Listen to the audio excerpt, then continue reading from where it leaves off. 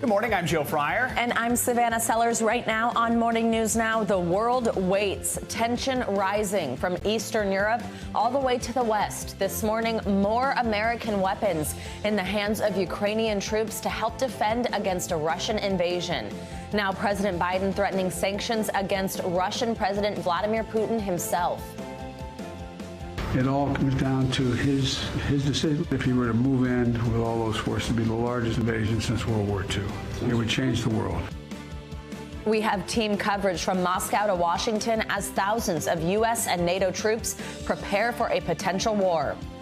A tale of two trends in the fight against COVID. This morning, hospitalization in some states now past the peak of this Omicron wave, while others are still struggling. And now researchers identify a new version of Omicron in the U.S. This as staffing shortages are causing problems outside the hospital. We'll take you to one city where patients are being forced to wait in parked ambulances for more than an hour. Classroom controversy, a battle brewing over a new bill in Florida that would ban talks about sexual orientation and gender identity in schools. More on the fight over parental rights and discrimination and the impact this could have on kids. And drop your pencils. The SATs are going digital. We'll tell you what's behind the plans to phase out the traditional paper version of the dreaded exam and shorten it by an hour. Dread is exactly the word I would use for that test. I never took the SAT, so I took the ACT. I took both, which in retrospect, I'm like, what was that about? I guess maybe it was different schools I was applying to. Must have been it, yeah. It was hard, it was stressful, and the changes are going to make it easier for kids. It'll make it better. Yeah, we'll get to that a little bit later this morning, though tensions are continuing to ramp up between the U.S. and Russia. Military officials say they're watching the number of Russian troops grow along the Ukrainian border. Despite Russia continuing its military buildup, President Biden says he has no intention of moving U.S. military forces into Ukraine right now. But the president says he would consider imposing sanctions directly on Russian President Vladimir Putin. There will be enormous consequences if he were to go in and invade, as he could. This would be the largest, if he were to move in with all those forces, it would be the largest invasion since World War II. It would change the world. This morning, more U.S. aid is moving into Ukraine. This video shows members of the Air Force loading defense equipment, including ammunition and weapons, onto a cargo plane at Dover Air Force Base in Delaware. All as Russia keeps the world guessing, still denying it will invade Ukraine and holding new military drills yesterday in neighboring Belarus. We have a team covering the growing tensions from Russia to Washington. NBC News reporter Matt Bodner is in Moscow, and NBC News White House correspondent Mike Memoli has the latest on the Biden administration's response. Matt, let's start with you. Russia's foreign minister finished an address recently to the Russian parliament this morning. A lot of it focused on the ongoing tensions at the Ukraine border and the U.S. involvement in the crisis. What did he say, especially when it comes to negotiations with Western countries? Thanks, Joe. Well, I know we've all been holding our breath, looking for some sign Russia's prepared to move to a path of de-escalation, but we're just not getting that here in Moscow. Foreign Minister Lavrov actually took a very different tack, insisting that if there is de-escalation, it will be on Russia's terms. They will not allow their security proposals, as they call that list of demands, to be ignored. They will not wait forever for them to be addressed, and they're promising some kind of response. They are, of course, being very vague on what that response could possibly be, but there's 100,000 Russian troops on Ukraine's borders, so it doesn't take too much imagination, I think. This is all coupled with additional rhetoric from Lavrov today saying that the United States and NATO are inflaming the tensions. They're putting responsibility squarely in the West's corner, and they're also warning that the West is encouraging Kiev to make an assault on eastern Ukraine on Russia. So it doesn't exactly look encouraging from over here right now. Let's talk about the American response, Mike. President Biden is considering economic consequences for Russia if it sets foot in Ukraine. He says, at least so far, he has no intention of moving U.S. forces into Ukraine. But what is the president saying about possible troop deployments to the region? Well, Joe, since the earliest days of this standoff over Ukraine, you've heard U.S. officials talking about two different paths here, one of diplomacy and one of deterrence. Well, as Matt was just laying out, those diplomatic efforts appear stalled at this point. And increasingly, you're hearing U.S. officials talk about not just economic sanctions, but those potential deployments of U.S. forces. 2 days ago, you had the Pentagon talking about calling up more than 8,000 U.S. forces, putting them on alert. And yesterday, the president talked about a timeline for potentially deploying them. Listen to what he told reporters. What would lead to that is what's going to happen, what Putin does or doesn't do. And I may be moving some of those troops in the nearer term just because it takes time. We have no intention of putting American forces or NATO forces in Ukraine. But as I said, there are going to be serious economic consequences if he moves.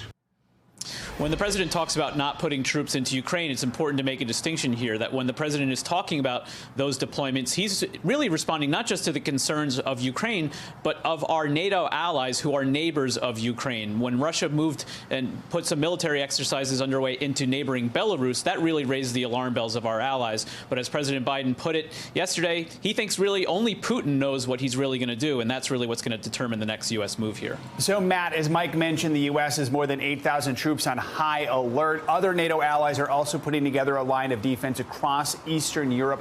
What kind of help is coming in from other countries?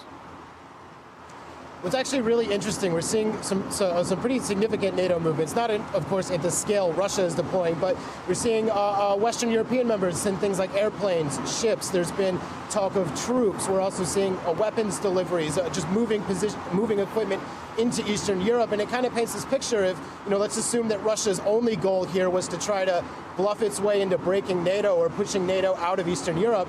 We're seeing the exact opposite happening. And Mike, Russia is a major oil and fuel source globally. There are concerns Russia could cut off fuel shipments. So what's the White House doing to try and avoid a disruption in the world's fuel supply? It's interesting, Joe. Yesterday, we saw the White House discussing two potential avenues to deal with areas, one where Russia has significant leverage and one where the U.S. does. And you mentioned the first one. Russia has significant leverage in terms of its energy supplies. Western Europe really dependent on Russian sources of natural gas in particular. So U.S. officials say they're working to try to find supplies of non-Russian natural gas that they could position into Europe to make them available to some of our allies should Russia decide to cut them off. In response, though, the U.S. is also talking about what they're calling novel export sanctions on Russia, which would potentially mean cutting off supplies of advanced technology like microchips, which are necessary for Russia as they try to diversify their economy beyond energy supplies. Matt and Mike, a lot to cover this morning. Thank you both. Appreciate it. Now to the latest on the pandemic and the surge in Omicron cases. While hospitalizations are still up across the country, some states are seeing a decline. One state that's past that peak is Rhode Island. Right now, 460 people are in the hospital with COVID in the state. And while that number is still high, it's definitely better than the 592 hospitalizations the state saw less than 10 days ago. NBC anchor Yasmin Basugian joins us now from outside Rhode Island Hospital in Providence, which was pushed to that breaking point just earlier this month. Hi, Yasmin. Good morning. Good morning, Savannah. It was pushed to the breaking point. It seems as if this hospital in Rhode Island, which I've been reporting from for the last couple of years throughout this pandemic, was really hitting its peak about 10 days or so ago. They were pushed to the brink, as you mentioned, totaling cases over 500, now below that 500 number, but still this hospital very much pushed to the brink, the ICU, the emergency department as well.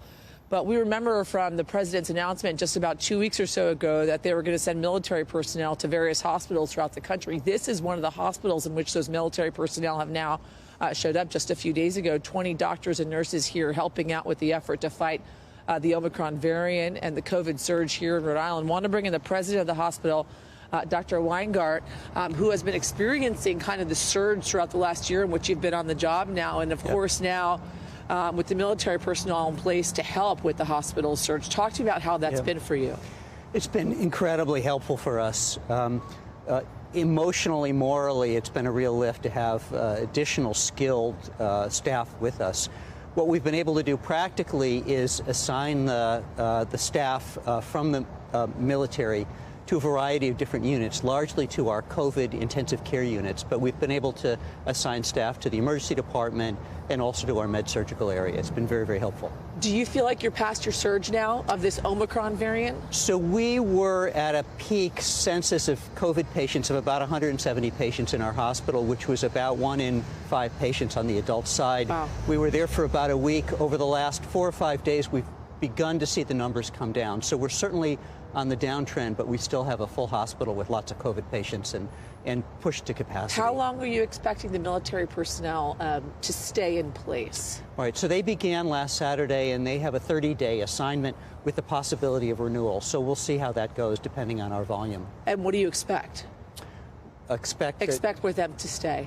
We expect they'll stay 30 days, and we're hopeful that they may be able to stay longer, and that period will be incredibly helpful. It took about 6 weeks to get into trouble, and it'll take probably a similar amount to come down. So the fact that they're here at the time when we're just cresting has been perfect. How worried are you about the next variant, the next surge? You know, we're always worried the fact that we've had so many variants. We're expecting there'll be another at some point. We hope it won't be as catastrophic as Omicron, but at this point, we don't see any signals around the globe that there's something that's brewing that's going to be as problematic. Last question to you. A number that I found interesting was that folks that were coming to the emergency department here and not being seen during the surge, right?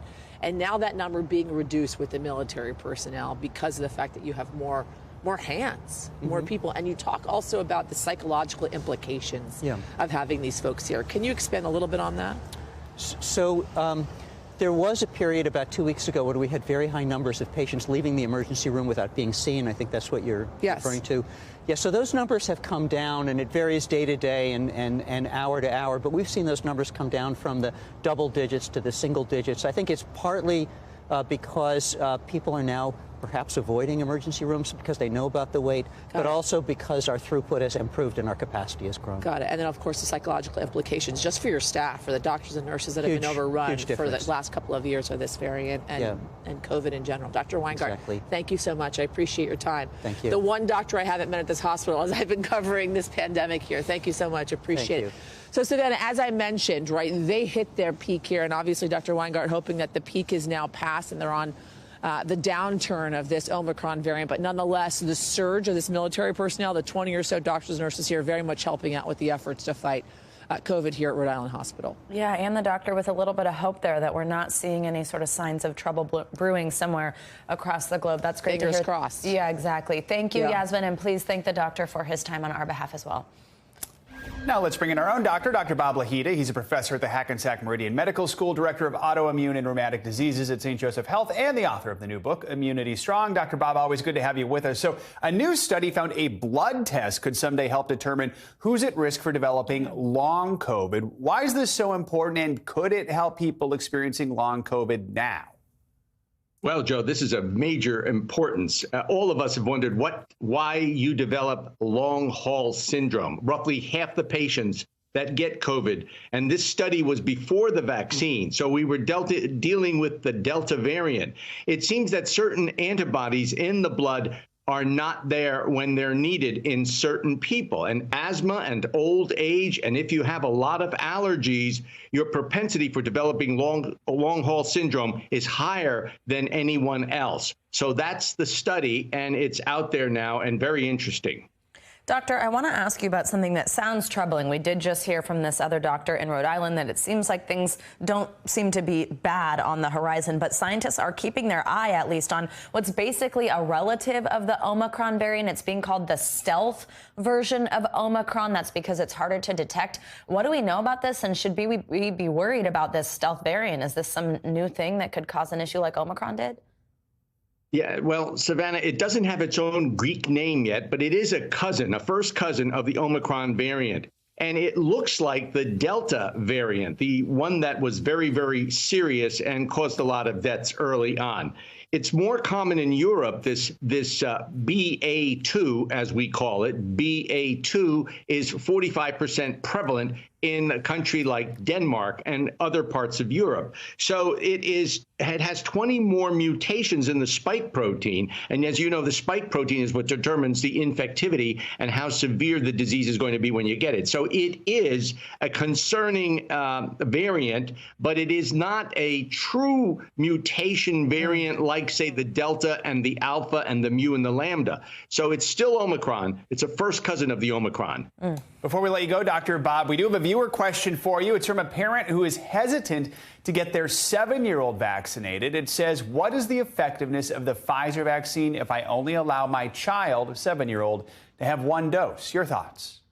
Well, the clinical research has indicated that your child should get vaccinated, number one, and should have 2 doses like adults. But the microgram quantity of the virus antigen is about 1/3 in the child. So it's not severe. And we know that that can produce a robust immune response very quickly in a child that's, say, 12 years of age. All right, Dr. Bob Lahita, as always, thank you so much. And if you have a question for one of our doctors, you can let us know. They're ready to answer your questions. Email us at morningnewsnow@nbcuni.com with your questions, and you can let us know if you prefer to stay anonymous. Now, as Omicron spreads, many EMS services are dealing with the crisis of staff shortages. It's something that's crippling emergency response crews across the country, forcing ambulances to stay at hospitals for hours waiting to drop off patients. NBC News correspondent Jacob Soboroff rode along with EMTs in Sacramento to see what they're experiencing firsthand. In California's capital, the first responders citizens turn to for help are now saying they need it too. We're with Sacramento Metro Fire, and we're on our way to a call for a 34-year-old that's supposedly coughing up blood. Once these EMTs get there, they're able to treat this patient, and there's no guarantee that patient's going to be able to get into the hospital. We pulled up to find a patient having a medical episode that wasn't life-threatening. Captain Parker Wilburn is with Sacramento Metro Fire. What would seem to be an emergency for them is obviously not an emergency to us. Essentially, all we're going to be doing is giving him a ride to the hospital. And you think he's going to get in right away when he shows up? Absolutely not. No? No, we're going to be, this ambulance will then be out of service for at least 1 hour. We're getting called out because people can't, they're unable to sleep. At 2 in the morning, I can't sleep, I want to go to the emergency room. And we try and educate in those moments. But sometimes we get repeat offenders where they call us multiple times, sometimes in one day. Hospital delays aren't new, but the Omicron wave, crippling staff shortages, and an extremely high volume of non-emergency 911 calls has made it worse. Wilburn says in the county, ambulance turnaround times that should be 15 minutes averaged over an hour last month. They're sitting inside the hallway of the hospital. We call it wall time because they're sitting on the wall waiting for a bed. Soon, another call comes through. We've got a rollover vehicle accident. We head out to meet a team from another station. And this is horrific. She doesn't look like she has life-threatening injuries. Is there any guarantee she's going to be seen right away if she goes to the hospital? There's no guarantee she's going to be seen right away. How much of it is COVID? COVID's brought a light to an issue that was already here.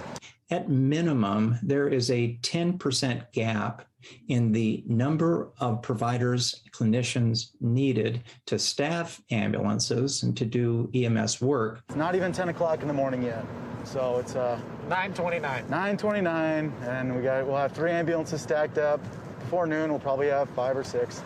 This is every day? And this is every day. So last week we had 18 ambulances that were stuck at a hospital in the Sacramento area.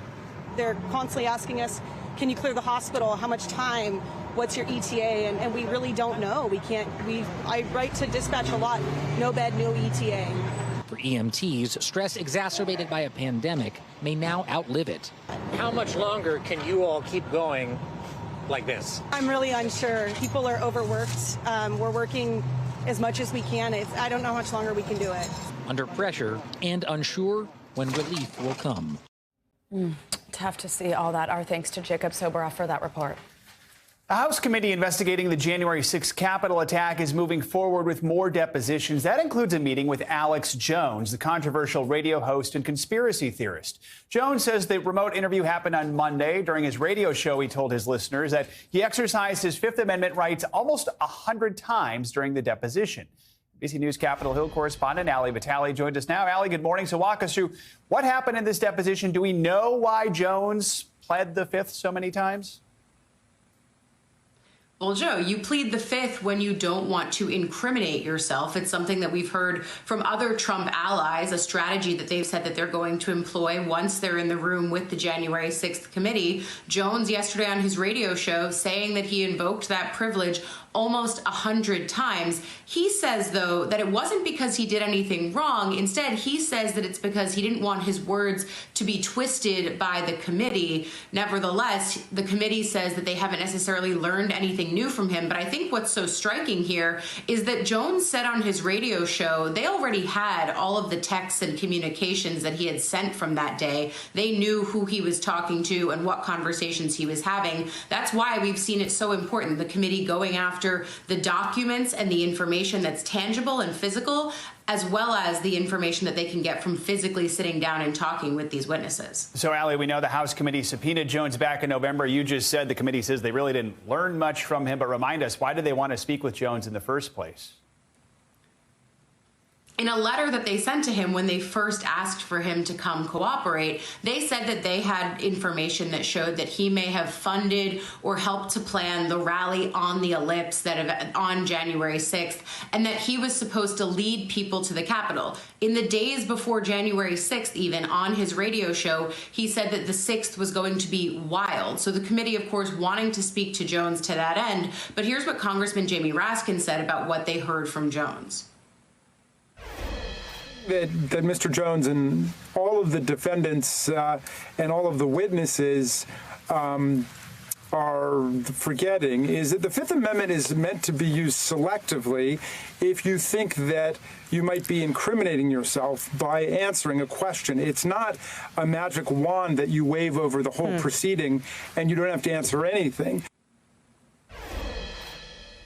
And Joe, it's important. Raskin in that same interview said he wasn't physically in the room for the Jones deposition. He didn't think that they learned anything new, but he was still going to have those conversations. But he brings up a really important point here about the non-magic wand use of pleading the fifth. He goes on in that interview to talk about something called use immunity, effectively that this committee could say, okay, you can talk about the things that would otherwise incriminate you. We are making the agreement that we will not go after you or prosecute on those things. There is a wrinkle here, though, because the committee's work is separate in some ways from what the Department of Justice is doing. And so there are questions in the legal community about whether or not the Sixth Committee granting that use immunity also translates to what the Department of Justice could do with the information the January 6th Committee gets from some of these witnesses. So that takes us down the legal rabbit hole just a little bit, but it's one of the things that's percolating in the background here as more of these Trump witnesses say, I pled the fifth in these closed-door meetings. Okay, and Ali, I quickly want to ask you about another headline from the Hill. House Speaker Nancy Pelosi says she's going to run for re-election in 2022, but didn't specify whether she'll want to remain the Democratic leader in the House. What can you tell us? Yeah, ending speculation on one front, but keeping speculation on the other. On the front that she's ending speculation, there had been conversations about whether or not she was going to leave Congress after this term. Clearly, she says she's running for re-election once again, but there is still the open question of whether or not she would try to run for Speaker again should Democrats manage to retain their control of the House. We know that according to our Meet the Press midterm meter and other metrics that we track typically in these midterm years, it doesn't look great for Democrats. We're seeing lots of retirements as well as lots of tough swing districts. At the same time, though, Speaker Pelosi saying that she's going to at least run for re-election, and we'll deal with the Speaker bid later. All right, Ali Vitale, lots to cover this morning. Thanks so much. And let's get a check on your morning news now weather. Which means it's time for Bill Cairns to join us, and I think you might have a lot to tell us about. Yeah, a lot of snow, a lot of cold, and then a lot of snow coming. All right, so yesterday, the snowiest spot in the whole country was in Colorado and right along the Colorado-Kansas border. It was a narrow band of very heavy snow. But at one point, Interstate 70 was closed yesterday, and one location in Kansas picked up 27 inches of snow. Now, this is Broomfield, Colorado. This wasn't as bad as around 4 to 5 inches. Denver itself got 4 to 5 inches. But right along that Kansas-Colorado border, I mean, it was like a snowstorm like they've never seen before. The all-time snow record in Kansas is 30 inches. and they saw 27 inches yesterday. Pretty wild stuff. So now let's get to the freeze, because a lot of us are feeling it this morning. Coast to coast, north to south, everyone except really southern Georgia, Florida, and South Texas. 226 million of us have a temperature 32 degrees or colder. But when you factor in the winds, it's still pretty brutal and dangerous. Minnesota, Iowa, it'll improve today as the winds come down. Temperatures will moderate a little bit. But this morning, it's still really cold and dangerous. Negative 31 right now in Minneapolis. Green Bay feels like negative 29. So it's hard to complain everywhere else when you see numbers like that. But it will warm up eventually, but the cold will stay with us, and especially cold enough for a snowstorm. You notice New York, 24 on Saturday is plenty cold enough for snow. Even D.C. at 29 degrees, and that'll be the big story. So for today, it's just a cold. At least it's sunny in most cases. Maybe a little bit of wintry precip around Oklahoma City. Tomorrow, not as many issues. We're kind of actually warming up slightly. And then as we head towards the weekend, Friday's the day we worry about, guys. Friday, the storm starts. And then it looks like Saturday will be a major storm. Coming up shortly, we'll talk more about the big storm, and will it be a blizzard? It's going to be a big, it's going to be serious. The battle of the European versus American models. Yeah, That's what I learned it's yesterday. so interesting. Right. Seeing how different they are. All right, we'll talk about that blizzard next. Thanks, Bill. In the UK, Prime Minister Boris Johnson is facing the biggest challenge to his leadership yet. A report about parties at 10 Downing Street, the Prime Minister's official residence and office, is expected to be released today, following allegations that COVID lockdown rules were broken several times. Meanwhile, London's police chief says the force has launched its own criminal investigation. NBC News senior international correspondent Keir Simmons joins us from London with the latest on this. Hi, Keir. Good morning. So a lot of people in the UK waiting on this today. Tell us exactly what's being investigated here, and do we know if the full findings will be made public? Hey, Savannah, we don't know whether the full findings will be made public. That is one of the very crucial questions that the Prime Minister is being asked right now in the Houses of Parliament. We can show you live pictures of what we call here Prime Minister's questions. Many people will know it. It is rowdy, and it is more rowdy today than it has been in a long time. Extraordinary scenes with the British Prime Minister being asked about this police investigation, being asked, frankly, about whether the law was broken, not just by his inner circle, senior people in the British government, but even by the Prime Minister himself. The Prime Minister having to say that he does not believe that he broke the law. Challenge being, of course, that the law is decided by him and by his government. So to try and claim that he didn't know the rules, which in one answer he seems to suggest, well, people are surprised by that, to say the least. So the Prime Minister's government out trying to defend him and to be clear about when this report will be published, even though they haven't seen it. Take a listen. We have been absolutely clear that we will publish the findings of the report. We don't know the content of the report, so there could be, for example, security issues that mean parts of it are problematic to publish, but we will absolutely publish the findings of the report, and we'll be able to say more when we see the report.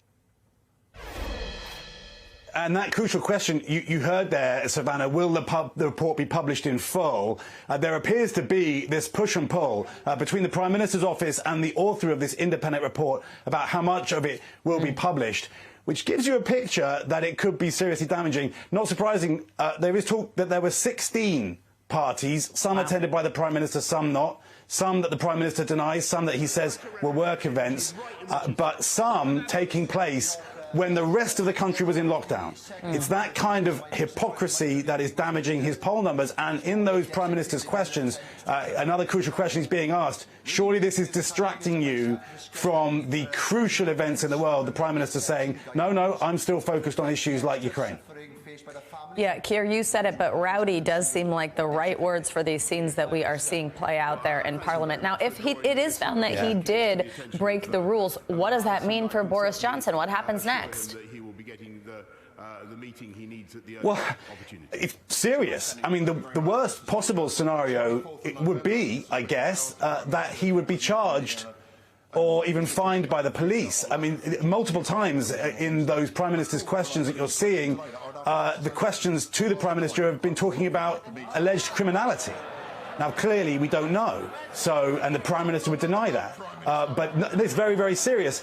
Now, of course, you know, Savannah, the police don't have, in the UK, the ability to remove a Prime Minister. But the question is, how damaging does his party think this is? And if they will be watching, I mean, there's nothing more ruthless, perhaps, than British politics. And one of the examples of that, for example, is that if he had a vote of no confidence, the removal trucks would be in Downing Street within a day. So, you know, this is serious stuff for Boris Johnson.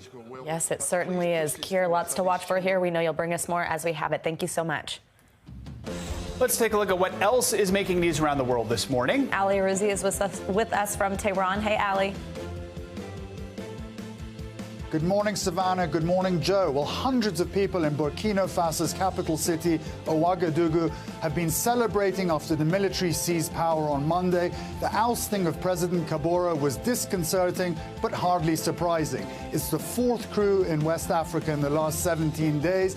Neighboring Mali has seen 2 military interventions in that time, and most of these West African rebellions are fueled by concerns over an inability to deal with the growing militant Islamist violence. Authorities in Mexico say that 2 Canadian men with criminal records that were killed in Cancun last week was probably sparked by a debt dispute gone bad. Police have arrested 2 men. One was a hitman hired to kill the victims, while another man traveled to Cancun after the first attempt failed. And a monkey with ghostly white circles around its eyes that lives on hillsides of an extinct volcano is amongst 224 new species listed in the World Wildlife Fund's latest update on the Greater Mekong region. The area, which includes Vietnam, Cambodia, Thailand, and Myanmar, is a biodiversity hotspot and home to thousands of species, including tigers, Asian elephants, and saloas, an extremely rare animal called the Asian unicorn. The report underscores the urgent need to protect the region.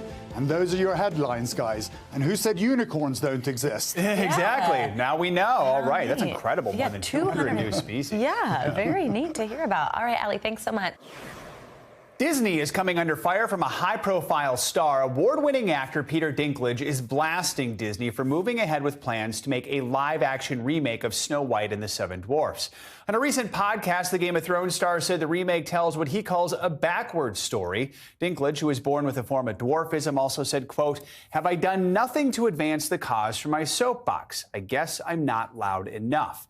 In response to the criticism, Disney released a statement saying, in part, to avoid reinforcing stereotypes from the original animated film, we're taking a different approach with these 7 characters and have been consulting with members of the dwarfism community. Rachel Ziegler, who recently won a Golden Globe for West Side Story, will take on the role of Snow White.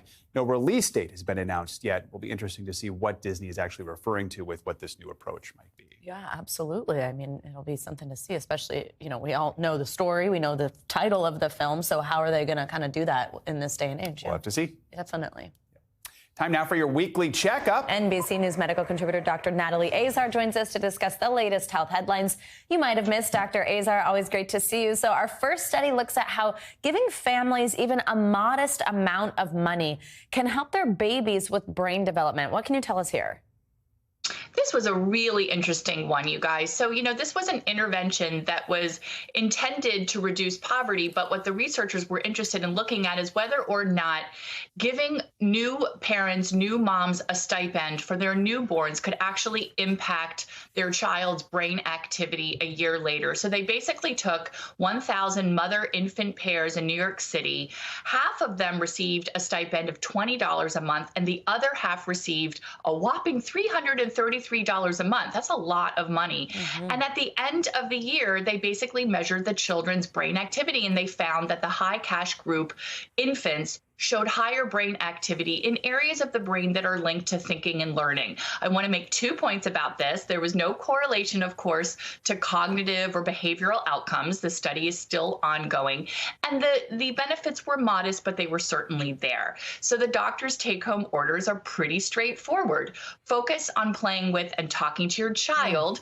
And obviously, an active and happy brain is a healthy brain. Of course, we don't know what the moms and parents did with the money, but we can imagine that somehow how it contributed to their child's welfare and well-being. Yeah, absolutely. Interesting. Now, here's a shocking statistic. Younger women are 44% more likely to have a stroke than their male counterparts. 44%. Yeah. So what age are we looking at here? Why do we think this is the case? So, if you dig a little bit deeper into this, the researchers looked at a lot of different studies, and the majority of them actually didn't find this gender, discrimination necessarily, but a couple of studies did, and the numbers were pretty profound.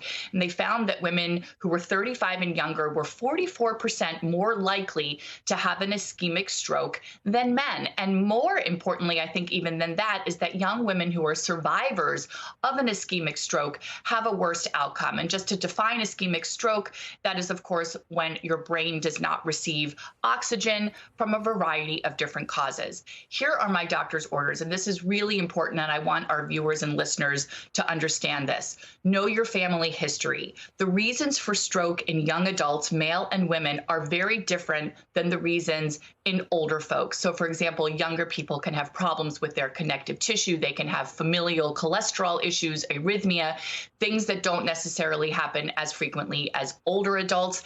And also the acronym FAST to identify someone who might be having a stroke, even yourself.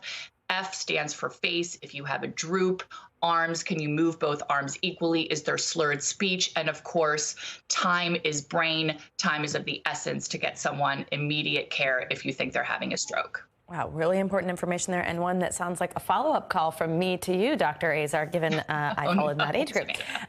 Okay, the next one for you. We teased this one. This is interesting. Researchers found that by living a heart-healthy lifestyle, you could also be supporting a healthy brain. What can you tell us on that? Right. So we've known for a long time that the same risk factors and behaviors and whatnot that increase the risk for heart disease can increase the risk for brain disease.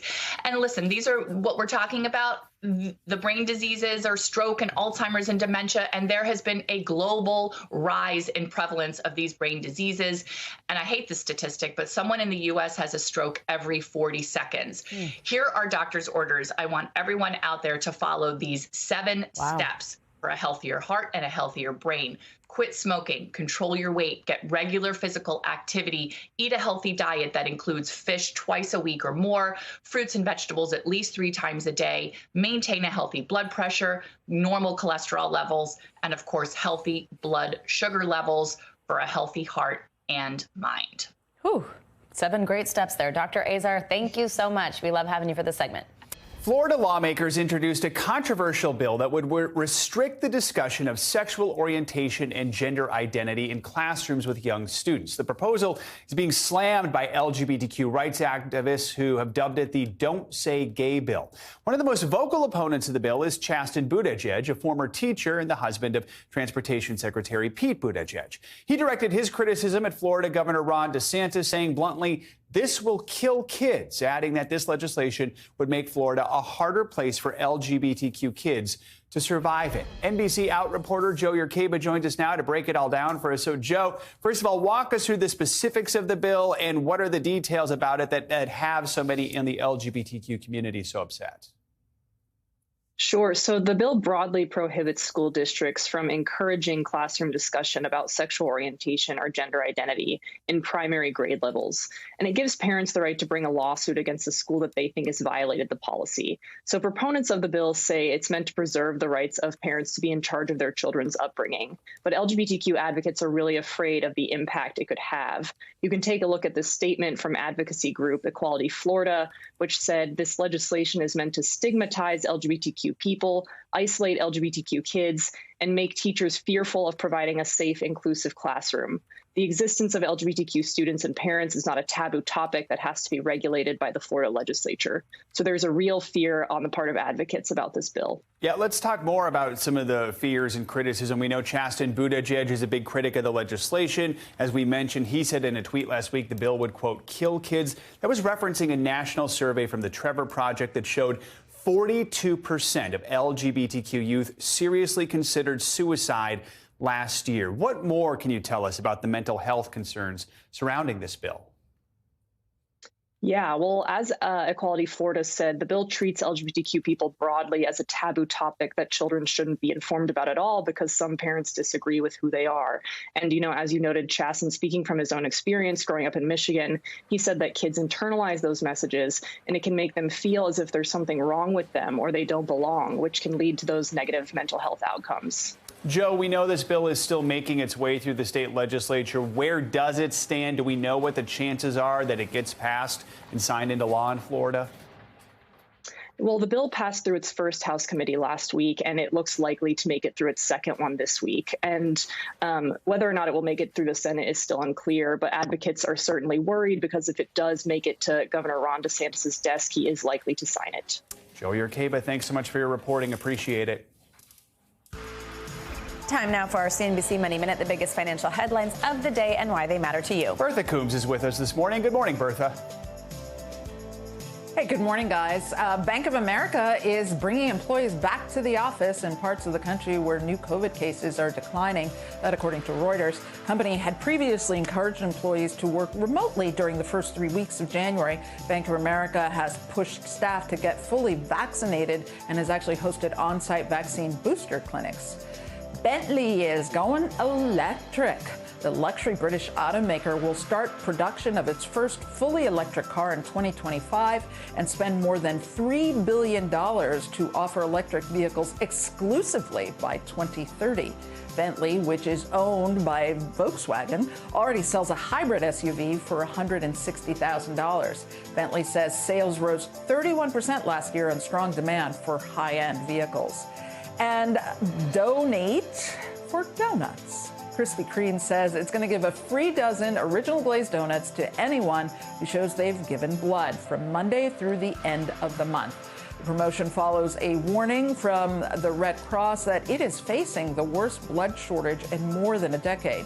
Krispy Kreme says customers can show their donation sticker or confirmation from the Red Cross donor app in order to get the free dozen. They gave away a free donut for getting your vaccine. Now they're upping the ante to a dozen. Dozen. No kidding. I mean, if you were an organ donor, I wonder what they would give you. That's a whole That's a whole lot of donuts. Chocolate, Right. sprinkles, Exactly. too. All right, thanks, Bertha. Now put your pencils down, close your test book. The SAT is changing. The exam that was once viewed as a critical step for getting into college will now be shorter and administered online, going digital internationally next year and across the U.S. in 2024. Joining us to talk about that is Priscilla Rodriguez. She's the Vice President of College Readiness Assessments at the College Board, which administers the SAT. Priscilla, good morning. Thanks so much for joining us. This is a really interesting one here. So first, just rattle off the changes for us and tell us why you all felt that they were necessary. Sure. Thanks for having me. I really appreciate it. So yesterday we did announce that we will be transitioning the SAT to all digital. And it really allows us to introduce a series of changes that students and educators have been asking us for a while, but they are hard and in some cases impossible to do when you are a paper and pencil test, and one that has to be given to millions of students around the globe every year. So the changes we'll be introducing in this move to digital include the test being shorter. So our current SAT is 3 hours long. The digital SAT will be about 2 hours long. Students are going to get their scores back faster, which really matters as they're making their important college decisions. So days, not weeks, to find out what your score is. Students will be able to use their calculator on the entire math section instead of part of it as it is today. That really just reflects how calculators are used in real life. You and I get to use them whenever we want. And you still need to know the core math skill to be able to use your calculator and get the right answer. So we thought that would be a change that would make things easier. And the last one I want to include is really more for teachers and schools, but it is important, which is 60% of all students who take the SAT now actually take it in their school during the school day, and it's paid for by their school, their district, or their state. And we haven't been able to be particularly flexible with schools in terms of when and how they can give it. Again, it's paper and pencil, it's high security. In this move to digital, we're going to be able to be so much more flexible with them on when they give it, how they give it, which is huge for access and equity. So, Priscilla, I remember those 3 hours from more than a decade ago very clearly because of how stressful they were. I very much remember the no calculator and thinking at the time, I mean, when are you not going to be able to use a calculator in the real world? But this was this huge, pretty much necessary step, this or another type of test to get into college. So by making it shorter, by allowing the calculator, I mean, are you still able to accurately, gauge a student's abilities if for so long that was deemed so necessary to take those steps without those different types of tools to get into college? I mean, now we're chopping a lot of that off. What does that mean about what we were doing and what will now be required? So the digital SAT will continue to measure the same core reading, writing, and math skills that students are learning in high school and that the SAT of today measures. It's really about delivering it differently and trying to make the experience around the test as stress-free as possible. We want students to be able to focus on showing what they know and what they can do, again, in reading, writing, and math, and remove some of the rigidity and the obstacles and the stress of school day. We actually ran a pilot back in November with students around the world with this digital SAT. 80% of them left that pilot telling us it was less stressful than taking the paper and pencil SAT, and 100% of the educators who proctor or administer the test in buildings to students told us the same. And that's really what we want to do, is just give students a great option to show what they know, show what they can do, and be seen by colleges and universities around the country who may not know their high school, and allow them to put it forward if they feel like it reflects their strengths on a college application. So actually, though, like you said, if they want to put it forward, because a lot of colleges have made this test optional. In fact, nearly 80% of U.S. colleges and universities will not require ACT or SAT scores for admission this coming fall. That's according to the nonprofit Fair Test, which does oppose standardized testing. But so tell us why students would still opt to take the SAT then. So colleges and universities have largely gone test optional, and that really was a response to COVID and the flexibility that students needed to have. Despite that, I'll say millions of students continue to take the SAT, and it is, again, because they view it as a way for them to show their strengths and to be seen by not only colleges and universities, but scholarship organizations. In fact, 83% of students that we've surveyed, and this is quite consistent over the last 2 years, want that option. And again, it's about students taking the test, seeing how they do, deciding if they want to do some focused practice and possibly retest, submit their score because they're really happy with it, or hold it back. But what we're focused on is being the best option possible, one that's more flexible, that's lighter weight, that's less stressful, and making sure that we're available wherever there are students who want that option. Yeah, and I think maybe it will make it more equitable as well, as there has been some criticism about, who benefits the most from this test, who's prepared enough given the resources that they have. Priscilla, thank you so much. Super interesting. Personally wish these changes came about 15 years ago when they impacted me, because they sound great. We appreciate your time. Thank you. I appreciate it. This morning, we want to introduce you to someone who's actually digitizing celebrities. That's right. Julia Hart, the CEO of Elite World Group, that's a major talent management agency, is making lifelike avatars of some of her clients who happen to be the world's best-known models, performers, and influencers, and launching them right into the Metaverse. Don't worry, that was sort of all over my head, too. But when I recently sat down with Hart to learn more about her vision, she told me we'll all get it soon enough. Take a look.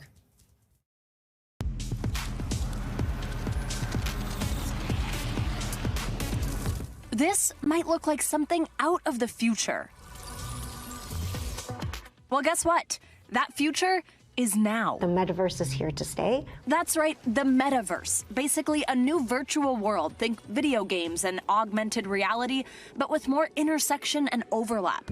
Julia Hart is leading the charge.